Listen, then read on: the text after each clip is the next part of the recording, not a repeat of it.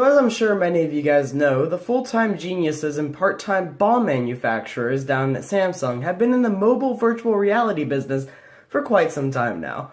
Although only recently have started to have real competition with Google's Carpet on Your Face or Daydream device as they call it. But that doesn't mean that you shouldn't start looking away from... I'm starting to sound like a Samsung sponsored video, aren't I? Well, whatever. Okay, let's just start insulting this thing. There's the Samsung Gear VR, the 2015 edition, actually, which there's really no point to get the 2016. I'll explain. So you know the Note 7, right? The bomb that I was talking about, yeah. Well, there's really no point to get it because the 2016 edition was literally just made for the Note 7. Which, if you don't know it by now, is discontinued. And if you have one, probably should go turn it in before, I don't know, you blow up your car or something. Anyway, yeah, so here's the 2015 edition, which has actually dropped down to $50 just because of the, explosive. So, yeah, and there's not much of a change, okay? The biggest change is just kind of aesthetic, which is, you have this, which makes absolutely no sense why this is on there. It's a panel that covers up the phone whenever you have it in there, or maybe it covers up the glass whenever you don't have it in there, but it still doesn't make much sense because once you put your phone in, which I'm recording with, didn't really think this through, there's no point to put this over there. I mean, what, do you not want the back of your phone to be scratched? Are you going to slide your face against a wall? I don't think you want to, so I don't think you are.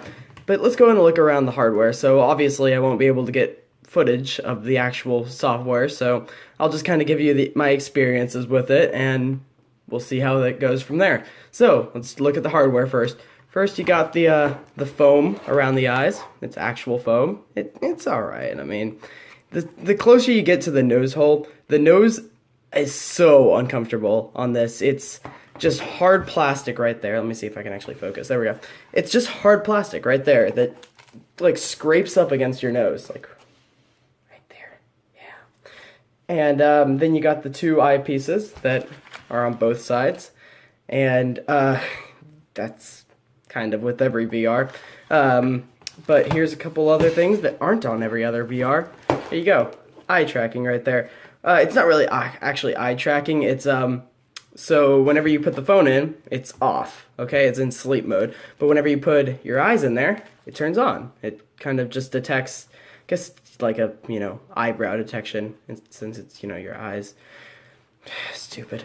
Anyway, yeah, so you got volume up and down right there. They're buttons. What do you want me to do? Grade the buttons? They're all right.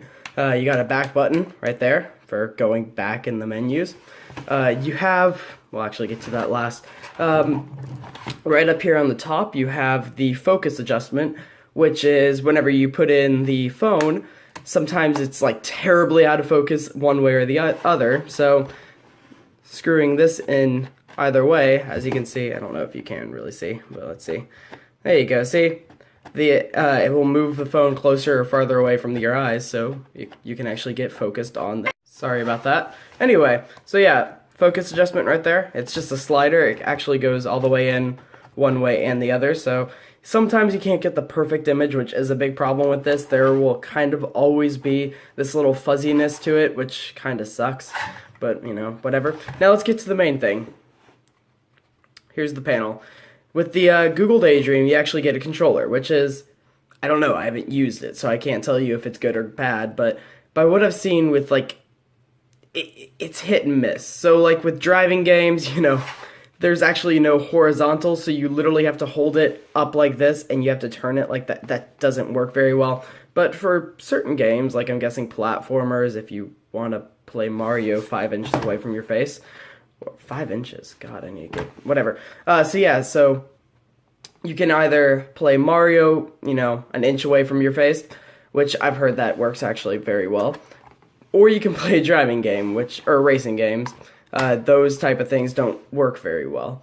But with here, you're kind of consistent because everything just works okay. The panel, it does get uncomfortable to hold your finger up to your ear the whole time. It actually does get very uncomfortable, I'm not gonna lie. So you don't want to use this for more than, and this is probably the rule with every VR headset, and they're trying to fix this, you don't want to use this for probably more than like an hour, an hour and a half. It's better than other VR headsets. Like, I've tried Google Cardboard. I don't like that either.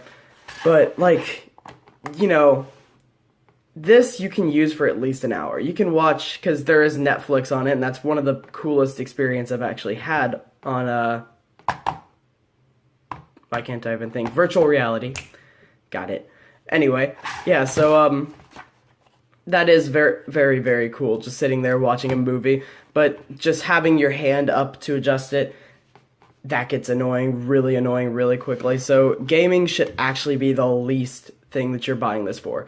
The thing that you should be buying this for is actually, you know, watching videos, watching movies, like the theater experience that they put you in just to look at the gallery of videos and photos that you have on your phone already. That's probably the best experience that you're going to get with this whole thing. The other really cool thing is like the 3D art and 3D photos that they have, where you can just be placed in the middle of, I don't know, like the Appalachian Mountains, and you'll be placed at the top of the Appalachian Mountains, and you can look all the way around 360 degrees. It's really cool, that.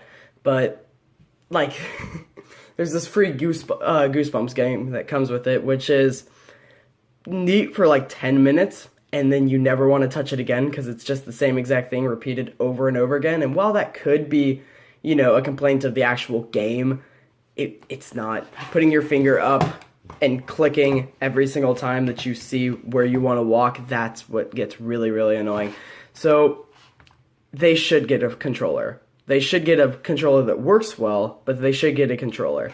And there will be other variations of this, since there is actually competition now, and they're not just, you know, the top of the line premium virtual reality headset, because there's no VR or you know, HTC Vive or PlayStation VR or Oculus Rift. They're none of that, but it's just nice to have a cheap little, again, $50 now, a nice cheap VR headset that actually works very well.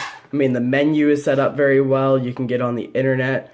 You can go on just, you know, videos, and that's what this is made for. Again, you do not want to buy this for gaming. If you want to buy this for gaming, don't. Okay. I should wrap up my review of the actual Samsung VR. It's fine. It's VR. It's probably the best $50 VR headset you can get right now, but I don't know if that's really saying much, because the Google Daydream, I will say, if you want to get something for gaming and, you know, you just want to sell your Samsung and buy a Pixel, you know, that's another problem with any of these, but we're not going to talk about that. Yes, again, this only does work with Samsung phones. I think it works with the 5 and up, the Samsung Galaxy S5 and up. Basically every phone, including your Note... No, actually not including your Note 7 that has USB Type-C. Never mind. Okay, so every phone up to the Samsung Note 7, it works with, okay? But, yeah, so that's kind of with every big premium mobile virtual... I'm going on a tangent, whatever. Final review, yes, it's okay. It's okay for what it is. If you're buying it for watching videos, watching movies in 3D on virtual reality on your phone, it does that well. But everything else, it's hit and miss, honestly. You can, like, there's this really cool Planet app where you can just go around the solar system. That's really cool. Other than that, just stay away from it.